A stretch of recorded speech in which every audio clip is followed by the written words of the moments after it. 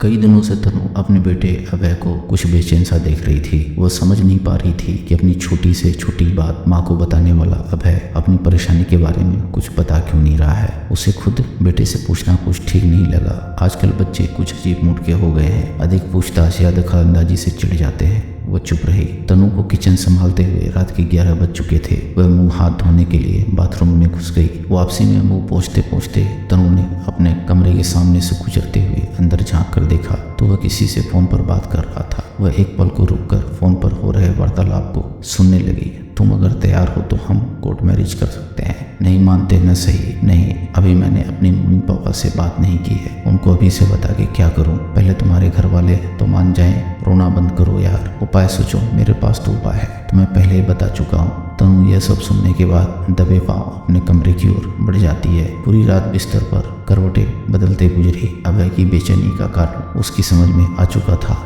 इतिहास अपने आप को एक बार फिर दोहराना चाहता था, पर वह कोशिश जरूर करेगी ऐसा ना हो, क्योंकि जो गलती उसने की थी वह नहीं चाहती कि वह गलती उसके बच्चे करे। तनु अतीत की यादों में डूब गई। सामने उसका पूरा जीवन था, कहने को भरा पूरा सुखी जीवन। अफसरपति जो उसे बेहद चाहते थे, 2 बेटे, एक इंजीनियर, दूसरा डॉक्टर। पर इन सब के बावजूद मन का एक कोना हमेशा खाली और सुना सुना सा रहा। क्यों? माँ बाप का आशीर्वाद क्या सचमुच इतना जरूरी होता है? उस समय वह क्यों नहीं सोच पाई यह सब? प्रेमी को पति के रूप में पाने के लिए उसने कितने रिश्ते खो दिए। प्रेम इतना क्षण भंगुर होता है कि उसे जीवन के आधार के रूप में लेना खुद को धोखा देने जैसा है। बच्चों को भी कितने रिश्तों से जीवन भर वंचित रहना पड़ा। कैसा होता है नाना नानी, मामा मामी, मौसा मौसी, लाड़ प्यार, वे कुछ तो नहीं जानते। उसी की राह पर चलने वाली उसकी सहेली कमला और पति वेंकटेश ने भी यही कहा था। प्रेम विवाह के बाद थोड़े दिनों तक तो सब नाराज रहते हैं, लेकिन बाद में सब मान जाते हैं, और इसके बहुत से उदाहरण भी दिए थे।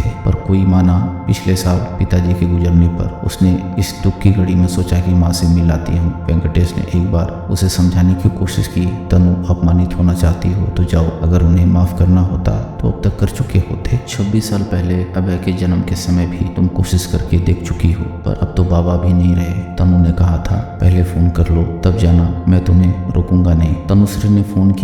किसी पुरुष की आवाज थी। उसने कांपती आवाज में पूछा, आप कौन बोल रहे हैं? मैं तपन सरकार बोल रहा हूँ। और आप? तपन का नाम और उसकी आवाज सुनते ही तनु घबरा सी गई। तपन मेरे प्यारे भाई, तुम कैसे हो? मैं तुम्हारी बड़ी दीदी तनु बोल रही हूँ। कहते कहते उसकी आवाज भर्रा सी गई। मेरी तनु दीदी तो बहुत साल पहले ही मर गई थी। इतना कहकर तपन ने फोन पटक दिया था। वह तड़पती रही, रोती रही, फिर गंभीर रूप से बीमार पड़ गई। पति और बच्चों ने दिन रात उसकी सेवा की। सामाजिक नियमों के खिलाफ फैसले लेने वालों को मुआवजा तो भुगतना ही पड़ता है। तनु ने भी भुगता। शादी के बाद वेंकटेश के माँ बाप भी बहुत दिनों तक उन दोनों से नाराज रहे। वेंकटेश की माँ का रिश्ता अपने भाई के घर एकदम टूट गया, कारण उन्होंने अपने बेटे के लिए अपने भाई की बेटी का रिश्ता तय कर रखा था। फिर धीरे धीरे वेंकटेश के माँ बाप ने थोड़ा बहुत आना जाना शुरू कर दिया अपने इकलौते बेटे से। आखिर कब तक वह दूर रहते? पर तनुश्री से वे जीवन भर दूर ही रहे। जिस तरह तनु ने प्रेम विवाह किया था, उसी तरह उसकी सहेली कमला ने भी प्रेम विवाह किया था।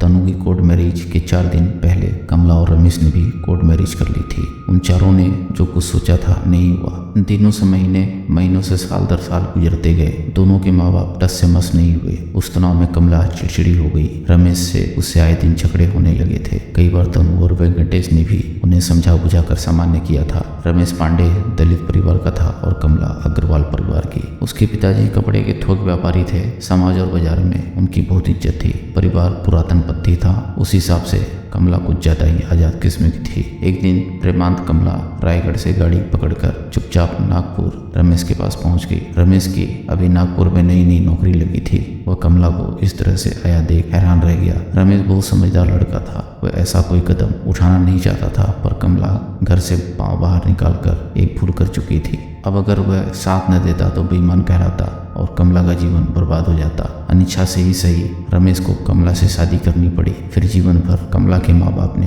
बेटी का मुंह नहीं देखा। इसके लिए भी कमला अपनी गलती न मानकर हमेशा रमेश को ही ताने मारती रहती। इन्हीं सब कारणों से दोनों के बीच दूरी बढ़ती जा रही थी। तनु के बाबा की भी बहुत बड़ी फैक्ट्री थी। वहाँ वेंकटेश आगे की पढ़ाई करते हुए काम सीख रहा था।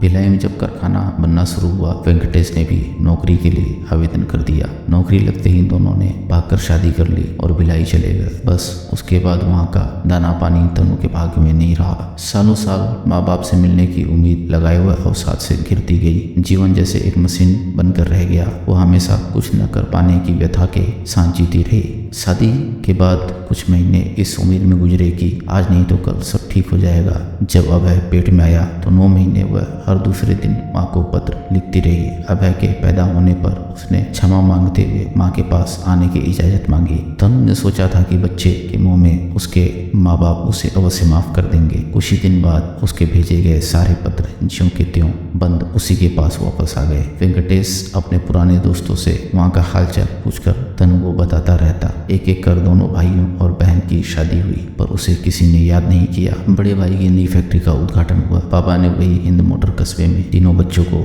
बंगले बनवाकर गिफ्ट किए। तभी किसी को तनु की याद नहीं आई। वह दूर भिलाई में बैठी हुई उन सारे सुखों को कल्पना में देखती रहती और सोचती कि क्या मिला इस प्यार से उसे। इस प्यार की उसे कितनी बड़ी कीमत अदा करनी पड़ी। एक वेंकटेश को पाने के लिए कितने प्यारे रिश्ते छूट गए, कितने ही सुखों से वो वंचित रह गई। बाबा ने छोटी अपूर्वा की शादी कितने अच्छे परिवार में और कितने सुदर्शन लड़के के साथ की। बहन को भी लड़का दिखाकर उसकी रजामंदी ली थी। कितनी सुखी है अपूर्वा, कितना प्यार करता है उसका पति। ऐसा ही कुछ उसके साथ भी हुआ होता। प्यार तो शादी के बाद अपने आप हो जाता है। जब शादी की बात चलती है, एक दूसरे को देखकर मिलकर अपने आप वह आकर्षण पैदा हो जाता है जिसे प्यार कहते हैं। प्यार करने के बाद शादी की तो या शादी के बाद प्यार किया हो, एक समय बाद वह एक बना बनाया रूटीन नमक तेल लकड़ी का चक्कर ही तो बनकर रह जाता है। कच्ची उम्र में देखा गया फिल्मी प्यार कुछ ही दिनों बाद हकीकत की जमीन पर फिस हो जाता है। पर अपने असाध्य से लगते प्रेम के अधूरेपन से हम उबर नहीं पाते। हर चीज दोहराई जाती है। संपूर्ण होने की संभावना लेकर सब असंपूर्ण अतृप्त ही रह जाता है। अगले दिन सुबह तनुश्री उठी। उसके चेहरे पर वह भाव था जिसमें साफ झलकता है कि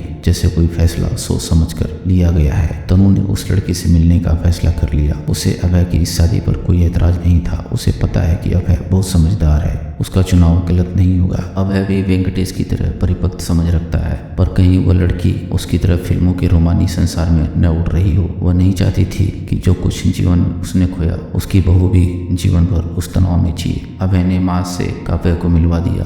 किसी निश्चय पर पहुंचने के लिए दिल और दिमाग का एक साथ खड़े रहना जरूरी होता है। तनुश्री काव्या को देखकर सोच रही थी, क्या ये चेहरा मेरा अपना है? किसी क्षण से हमारे बदलने की शुरुआत होती है, हम कभी समझ नहीं पाते। तनु ने अभय को ऑफिस जाने के लिए कह दिया। वह काव्या के साथ कुछ घंटे अकेले रहना चाहती थी। दिन भर दोनों साथ साथ रही। काव्या के विचार तनु से काफी मिलते जुलते थे। तनु ने अपने जीवन के सारे पृष्ठ एक एक कर अपनी होने वाली बहू के समक्ष खोल दिए। कई बार दोनों की आंखें भी भर आई। दोनों एक मत भी थी। प्रेम के साथ साथ सारे रिश्तों को साथ लेकर चलना। एक सप्ताह बाद उदास अभय माँ के घुटनों पर सिर रख के बता रहा था, काव्या के माँ बाप इस शादी के खिलाफ है। माँ काव्या कहती है कि हमें उनके हाँ करने का इंतजार करना होगा। उसका कहना है कि वह कभी न कभी तो मान ही जाएंगे। हाँ, तुम दोनों का प्यार अगर सच्चा है तो आज नहीं तो कल उन्हें मानना ही होगा। इससे तुम दोनों को भी अपने प्यार को परखने का मौका मिलेगा। तनु ने बेटे के बालों में उंगलियां फेरते हुए कहा, मैं भी काव्या के माँ बाप को समझाने का प्रयास करूंगी। मेरी समझ में कुछ नहीं आता, मैं क्या करूँ माँ? अभय ने पहलू बदलते हुए कहा, बस तू थोड़ा सा इंतजार कर। तनु बोली, इंतजार कब तक? अभी बेचैनी से बोला, सभी का आशीर्वाद पाने का इंतजार। तनु ने कहा। वो सोचने लगी कि आज के बच्चे बहुत समझदार हैं, वे इंतजार कर लेंगे। आपस में मिल बैठकर एक दूसरे को समझाने और समझने का समय है उनके पास। हमारे पास वह समय ही तो नहीं था, न टेलीफोन न मोबाइल, ताकि एक दूसरे से लंबी बातचीत कर कोई हल निकाल सके। आज बच्चे कोई गलत कदम उठाने से पहले एक दूसरे से बात कर सकते हैं, एक दूसरे को समझा सकते हैं। समय बदल गया है तो सुविधा और सोच भी बदल गई है। जीवन कितना रहस्यमय होता है। कच्चे दिखने वाले तार भी जाने कहाँ मजबूती से जुड़े रहते हैं, ये कौन जानता है। दोस्तों, अगर आपको कहानी पसंद आई हो तो वीडियो को लाइक करें और चैनल को सब्सक्राइब करें। हम ऐसी मजेदार कहानियाँ आपके लिए लाते रहेंगे।